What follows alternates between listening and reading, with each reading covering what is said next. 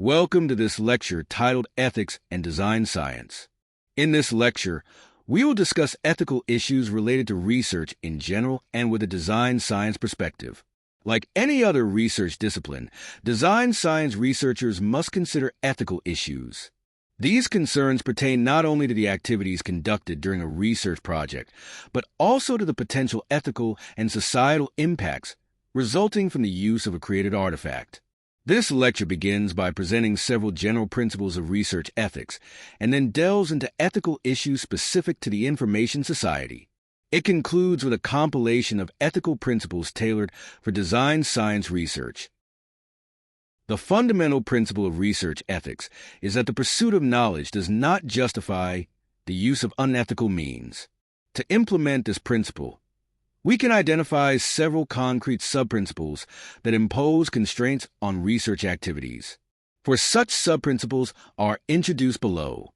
These should not be seen as absolute rules that must always be followed. Rather, researchers need to balance these principles against the potential benefits of their research projects. The first principle is protect the interests of participants. The second principle is ensure that participation is voluntary and based on informed consent. The third principle is operate openly and honestly. And, lastly, the final principle, comply with laws. Now, let us have a closer look at these principles in the next slides. The first principle, protect the interests of participants.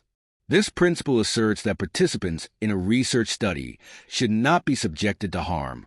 Researchers are responsible for taking measures to eliminate or minimize any risk of harm. Harm can manifest in various forms, including physical, psychological, and social harm. Researchers must ensure that the physical safety of participants is not compromised. This concern is particularly evident in medical research, but it can also arise in other types of studies, such as those involving travel to and meetings in unsafe environments. Additionally, researchers must protect participants from psychological harm. There is a risk of causing distress or embarrassment if the researcher collects information about painful experiences or disturbing events. In extreme cases, participants may lose self-confidence or become depressed. The risk of harm is closely related to the participant's capacity, necessitating special care when vulnerable individuals, such as children, are involved in a study. It is imperative that researchers do not disclose information about participants, as this could affect their social standing. Disclosure of information could even result in legal or economic harm. For instance, information about diseases could impact an individual's job opportunities or ability to obtain insurance. Therefore, researchers should treat all disclosed information as confidential and avoid sharing it with others. They should also guarantee the anonymity of participants unless the participants have explicitly consented to having their names disclosed. The second principle, ensure that participation is voluntary and based on informed consent. This principle asserts that no one should be coerced or deceived into participating in a research study. Participants should be viewed as individuals with the autonomy to decide whether or not to participate, rather than passive objects. Participation should be voluntary and based on adequate information. This means individuals should be informed about the purpose and design of the study to make an informed decision regarding their participation. Only with this information can they provide informed consent. Participants can give informed consent in various ways. One common method is signing a written consent form, which typically includes the following elements: name and contact information of the researcher, including their affiliation, purpose of the study, design of the study, potential benefits of the research, commitment expected from the participant, assurance of data confidentiality, guarantee of participant anonymity, and finally, instructions on how to withdraw from the study. The general rule is to obtain written consent for any research study. However, there are situations where this is not feasible or appropriate, such as when conducting surveys at a bus stop about travel habits. In such cases where no sensitive data is collected, tacit consent is implied if a person agrees to answer questions.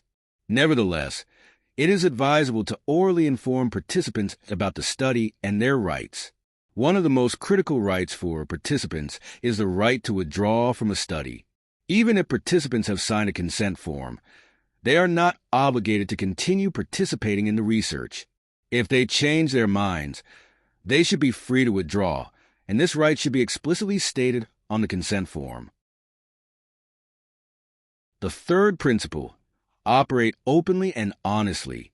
This principle emphasizes that researchers should conduct their work with transparency and integrity towards both participants and fellow researchers.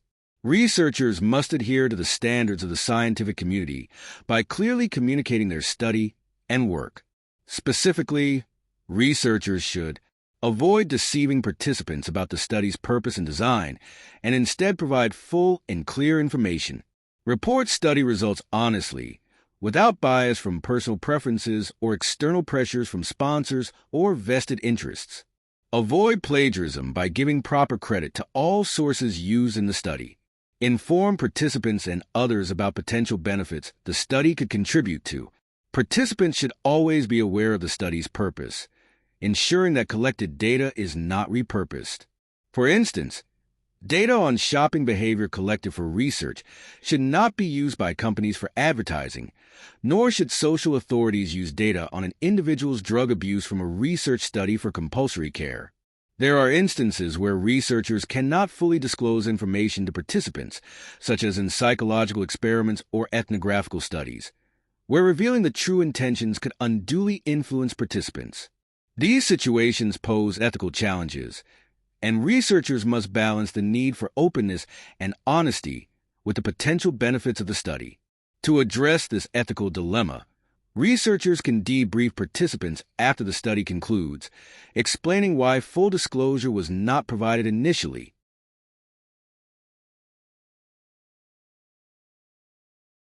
The final concrete principle, comply with laws. This principle asserts that researchers must conduct their work in accordance with the laws of the country where their research is performed. It underscores the notion that researchers are not exempt from the law and must comply with it like any other citizen. When collecting data, researchers should be particularly mindful of laws pertaining to data privacy and intellectual property. In today's information society, the development of information and communication technology has brought about new ethical challenges concerning individual and social life, like social issues, individual rights, warfare and terrorism, and finally, personal values.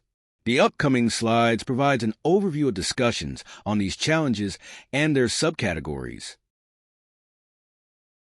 Many ethical challenges in the information society relate to social issues. These social issues commonly involve conflicting interests between different social groups and can often be seen as struggles over the distribution of resources, such as the conflict between copyright holders and music listeners. An ethically controversial issue is intellectual property. Property can be viewed as a bundle of rights, granting owners various privileges over their property, such as its use or exchange. For instance, car owners have the right to drive their cars or sell them. To protect property rights, modern societies have established advanced legal structures and instruments. For intellectual property, these instruments include copyright, the right to make, use, and distribute copies of an original work; patent, the right a creator has to the use of an invention; trademark, the right to a sign that represents products or services from a particular source. A natural question is why societies invest so much effort and resources in protecting property. Arguments for this can be based on natural law, which essentially states that because people own themselves and their labor, the results of their labor should also be their property. However, utilitarian considerations are more commonly used to defend property rights. The argument is that property rights benefit the entire society by providing incentives for individuals and organizations to innovate, create, and take responsibility. Utilitarian arguments for property rights also extend to intellectual property. For example, if the property rights on works by writers, artists, musicians, and filmmakers were not protected, they might largely cease to produce books, art, music, and movies. thereby reducing the cultural richness of their society. However, intellectual property has certain characteristics that distinguish it from goods and complicate the protection of rights. First, intellectual property is easy to reproduce, and in many cases, ICT has reduced the reproduction cost to almost nothing. Secondly, the use of intellectual property is not exclusive. If one person uses some intellectual property, this does not prevent another person from using a copy of it. Therefore, some argue that society would be richer if intellectual property were freely available, as this would allow anyone to benefit from it.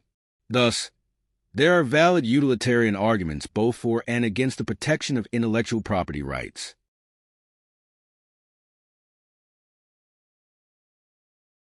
Information communication technology has the potential to make societies not only wealthier, but also to offer opportunities for greater equality. However, there is currently a significant divide between people who have access to new information and communication tools, such as the Internet, and those who have no or limited access to such tools. This situation is commonly referred to as the digital divide. In addition to unequal access to information communication technology, the digital divide also encompasses the differences between those who have the skills and knowledge to use the technologies and those who do not. The digital divide is often seen as a threat to realizing the opportunities that information communication technology offers. Consequently, governments around the world, as well as companies and non-governmental organizations, have launched initiatives to reduce the digital divide. Many of these initiatives have focused on providing Internet access, but education has also been an important component. While such initiatives are largely uncontroversial, there has been some criticism of their underlying assumptions. Walsham argues that the attention paid to the digital divide may have created a mindset in which people and lifestyles with low use of information communication technology are viewed as problematic. This can also lead to policies that impose information communication technology solutions on environments where they are not suitable. Since their inception in the 1960s, applications of information communication technology have significantly transformed the nature of work. Much routine work, both manual and clerical, has been largely automated. Other types of work have been radically altered through personal and mobile computing, as well as the Internet. While information communication technology has primarily reduced employment levels for unskilled work, the extent to which it will affect the employment of knowledge workers remains an open question. Brynjolfsson and McAfee argue that the global economy is entering a period of dramatic growth, driven by intelligent machines that leverage advances in computer processing, artificial intelligence, network communication, and access to vast amounts of digital data. These network machines will enable new kinds of information communication technology applications, such as self-driving cars and language translation based on pattern recognition of existing texts. These developments can create unprecedented wealth, such as immediate access to extensive cultural resources, but they also have a downside. The new economy may lead to higher unemployment and rising inequality due to the nature of digital production, where the marginal costs of producing information communication technology services are often close to zero. Furthermore, new information communication technology applications can replace not only unskilled workers, but also knowledge workers, such as doctors, lawyers, and teachers. In addition to affecting the types and levels of employment, information communication technology can also change the relationships between employers and employees. Information communication technology can provide employees with new sources of information, thereby empowering them and making them more independent. At the same time, information communication technology can also be used to monitor and control employees at a minute level, such as by recording keystrokes and tracking physical movements. The implementation of information communication technology has introduced fresh ethical dilemmas in reconciling individual rights with public interests, especially concerning freedom of expression and surveillance. Freedom of speech is a fundamental human right in Western countries, and the Internet has provided new avenues for individuals to exercise this right. Social media platforms now enable ordinary citizens to engage in discussions that were previously limited to societal elites. This is generally considered a significant benefit of information communication technology, as it enhances individual freedom and enriches public discourse. However, these new opportunities can also be misused. Hate speech. Hate speech targets or offends individuals or groups based on race, religion, ethnicity, gender, sexual orientation, or other factors. The Internet provides spaces for disseminating hate speech, leading to the emergence of numerous hate sites. Child pornography.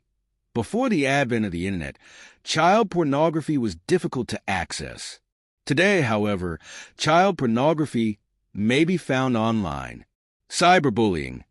Cyberbullying involves using information communication technology to harm, harass, or threaten someone. Online, bullies can conceal their identities, making them harder to trace and encouraging more aggressive behavior than in face-to-face interactions. The distinction between use and abuse is often blurred and varies across cultures and countries. What may be considered a nuisance in one country can be a serious offense in another. Government regulations also differ widely, but nowhere is freedom of speech entirely unrestricted. Surveillance involves monitoring people to control, direct, influence, or protect them. The term surveillance comes from French word sur, from above, and veiller, to watch, highlighting its use by governments and large organizations to observe individuals and groups. Surveillance can be Orwellian, where an oppressive government secretly monitors every aspect of its citizens' lives. But it can also be more routine, such as through web cookies, loyalty programs, and financial records. In modern societies, surveillance is so pervasive that some scholars refer to it as a surveillance society, where people are constantly monitored in various aspects of life. At work, employers track performance. As consumers, transactions are recorded by sellers and financial institutions. As users of computers and mobile devices, information, interactions, and movements are tracked. Many people also voluntarily share information about themselves, especially on social media. A related concept is sousveillance, where individuals record activities using wearable or portable technologies. Simplifying. Surveillance is the elite watching the masses, while sousveillance is the masses watching the elite and themselves. Traditionally, surveillance used low-tech methods like human agents and postal interception. Today, information community technology has introduced new methods and sources, including social media, drones, cameras, biometrics, satellite imagery, geolocation, and RFID tags. Big data techniques generate and analyze vast amounts of data, making information community technology a key enabler of the surveillance society. The surveillance society offers benefits like increased security, more efficient markets, and personalized consumer experiences. As Jeff Jonas stated, a surveillance society is not only inevitable, it's worse. It's irresistible. However, it also poses significant privacy threats. With the ability to record every phone call, web search, and financial transaction, governments and companies can map out people's lives in detail, making privacy an illusion. Throughout history, people have leveraged new technology for armed conflict, from knives and stones to predator drones. Today, information communication technology is becoming crucial for both traditional warfare and terrorism. Information and communication technology has emerged as a pivotal element in modern-state warfare, impacting three key areas. Firstly, information and communication technology has introduced entirely new communication methods, enabling novel types of field operations in conventional military conflicts. Secondly, the analysis of big data gathered by sensors has allowed the military to act with increased speed and precision. Thirdly, as societies become increasingly reliant on information and communication technology systems and networks, attacks in the digital or cyberspace domain can significantly disrupt societal functions. These attacks can be executed not only by states, but also by terrorist groups or individuals. An example of information and communication technology enabled military technology is drone warfare. Drones, or unmanned aerial vehicles, are aircraft operated without a human pilot on board. They can be controlled autonomously by onboard information and communication technology systems, or remotely by a human pilot. In warfare, drones enable highly targeted attacks on military objectives, potentially reducing civilian casualties. While this precision can be seen as an ethical advantage, there is also a concern that the minimal harm caused by drones may lower the threshold for initiating military attacks, making war appear more ethically acceptable due to the reduced harm. Terrorism involves the systematic use of violence and threats to achieve specific goals, often of a political or religious nature. The term terrorism carries heavily negative connotations, and those who commit such acts typically identify themselves as freedom fighters, revolutionaries, or patriots instead. The negative reputation of terrorism and terrorists is largely due to the significant and often lethal harm inflicted on innocent people. However, the landscape of terrorism may shift with the rise of cyberterrorism. Cyberterrorism merges traditional terrorism with cyberspace. The goal of cyber-terrorist attacks is to cause large-scale disruptions of computers, networks, and the information they contain. As the Internet continues to grow and computers become increasingly interconnected, the potential for cyber-terrorism expands. From an ethical standpoint, cyber-terrorist attacks might be seen as more acceptable than traditional terrorism because they tend to be less lethal. However, much like drone warfare, cyberterrorism could lower the threshold for initiating hostile actions, potentially leading to escalation into deadly violence. In conclusion, the integration of information communication technology into warfare and terrorism has made initiating conflict easier, although the immediate lethal effects might be less severe than in the past. The ethical implications of this development remain an open question. The information society can also have consequences for the personal values of people, especially regarding identity and inclusion. In psychology and social science, identity refers to an individual's sense of self and group affiliations, such as national or gender identity.